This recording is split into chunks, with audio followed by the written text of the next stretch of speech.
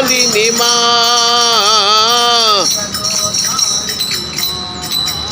అమ్మ జగదోదారిణి